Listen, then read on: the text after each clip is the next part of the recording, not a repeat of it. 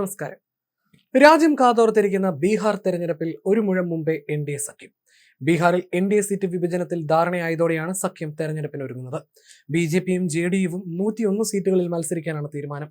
Chirag പാസ്വാന്റെ എൽ.ജെ.പിക്ക് 29 seat നൽകി. തനിക്ക് കൂടുതൽ സീറ്റ് ചിരാഗ് പാസ്വാൻ ആവശ്യപ്പെട്ടിരുന്നു. 39 സീറ്റുകൾ വേണമെന്നാണ് ചിരാഗ് പാസ്വാൻ ആവശ്യപ്പെട്ടത്. ജിതിൻ റാം മാഞ്ചിയുടെ ഹിന്ദുസ്ഥാൻ അവാം മോർച്ചയും ഉപേന്ദ്ര കുശ്വാഹയുടെയും പാർട്ടിയും 6 സീറ്റുകളിൽ വീതം മത്സരിക്കും. 243 അംഗ നിയമസഭയാണ് ബീഹാറിലേത്. ചിരാഗ് പാസ്വാന്റെ എൽ.ജെ.പി 40 മുതൽ 50 സീറ്റുകൾ വരെയാണ് മത്സരിക്കാൻ ആവശ്യപ്പെട്ടത്. എന്നാൽ 29 സീറ്റിനപ്പുറം നൽകാനാവില്ലെന്ന് ബി.ജെ.പി അറിയിക്കുകയായിരുന്നു.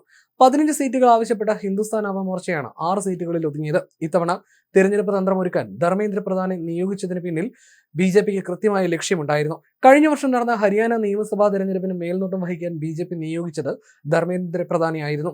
കടുത്ത സർക്കാർ വിരുദ്ധ തരംഗമുണ്ടായിട്ടും ഹരിയാനയിൽ ബി.ജെ.പിക്ക് തുടർ ഭരണം കിട്ടിയത് ഏവരെയും ഞെട്ടിച്ചിരുന്നു. മതിയായ സീറ്റുകൾ ലഭിച്ചില്ലെങ്കിൽ തനിച്ച് മത്സരിക്കുമെന്ന് കേന്ദ്രമന്ത്രി ജിതിൻ റാം മാഞ്ചിയുടെ HIM, RLM എന്നീ പാർട്ടികൾ ഭീഷണി മുഴക്കുകയും ചെയ്തിരുന്നു. എന്നാൽ ധർമ്മേന്ദ്ര പ്രധാൻ ഉൾപ്പെടെ നടത്തിയ ചർച്ചയിൽ അദ്ദേഹം നിലപാട് മയപ്പെടുത്തുകയായിരുന്നു. അതേസമയം ഇന്ത്യ സഖ്യത്തിലെ സീറ്റ് വിഭജനമാണ് ഇനി പൂർത്തിയാകാനുള്ളത്. ബി.ജെ.പി സഖ്യം തയ്യാറായതോടെ കഴിഞ്ഞ തവണ 70 സീറ്റിൽ മത്സരിച്ച കോൺഗ്രസിന് ഇത്തവണ 55ഓളം സീറ്റുകൾ ലഭിച്ചേക്കുമെന്നാണ് പുറത്തുവരുന്ന സൂചനകൾ. കഴിഞ്ഞ തവണ 144 സീറ്റുകളിൽ മത്സരിച്ച RJD 135 എണ്ണത്തിൽ മത്സരിച്ചേക്കും.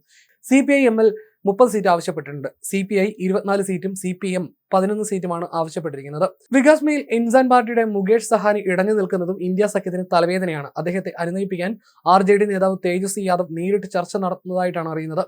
NDA സീറ്റ് വിഭജനം പൂർത്തിയായതോടെ ഇന്ത്യ സഖ്യത്തിന്റെ സീറ്റ് വിഭജനം എന്താകുമെന്നാണ് ആകാംക്ഷ. മഹാസഖ്യത്തിലെ സ്ഥാനാർത്ഥി ചർച്ചകൾ അവസാന ഘട്ടത്തിലാണെന്നാണ് നേതാക്കൾ പറയുന്നത്. സ്ഥാനാർത്ഥി പ്രഖ്യാപനത്തിന് മുന്നോടിയായി RJD നേതാവ് ലാലു പ്രസാദ് യാദവ് ഡൽഹിയിലെത്തി. 60 സീറ്റുകൾ വേണമെന്ന ഇടത് പാർട്ടികളുടെ ആവശ്യത്തിൽ ചർച്ചകൾ പുരോഗമിക്കുകയാണ്. സീറ്റ് വിതരണത്തിലും സ്ഥാനാർത്ഥി നിർണയത്തിലും തീരുമാനമെടുക്കാൻ RJD ലാലു പ്രസാദ് യാദവിനെ ചുമതലപ്പെടുത്തിയിരുന്നു. ഡൽഹിയിൽ രാഹുൽ ഗാന്ധിയുമായി കൂടിക്കാഴ്ച നടത്തുമെന്ന് റിപ്പോർട്ടുകൾ ഉണ്ടെങ്കിലും സ്ഥിരീകരണമില്ല. കോൺഗ്രസ് 78 സീറ്റുകൾ ആവശ്യപ്പെട്ടതായി റിപ്പോർട്ടുണ്ട്. അതേസമയം 48 സീറ്റുകൾ വരെയാണ് RJDയുടെ വാഗ്ദാനം. 60 സീറ്റുകൾ വേണമെന്നാണ് ഇടത് പാർട്ടികളുടെ ആവശ്യം. അതേസമയം 140 സീറ്റുകളിലാകും RJD മത്സരിക്കുക. പുതുമുഖങ്ങൾക്കാണ് പ്രഥമ പരിഗണന നൽകുന്നത്. വിജയ സാധ്യതയുള്ള സീറ്റുകളിൽ ശ്രദ്ധ കേന്ദ്രീകരിക്കുകയാണ് കോൺഗ്രസ്. നാളെയോടെ അന്തിമ തീരുമാനം ഉണ്ടാകുമെന്നാണ് പ്രതീക്ഷ.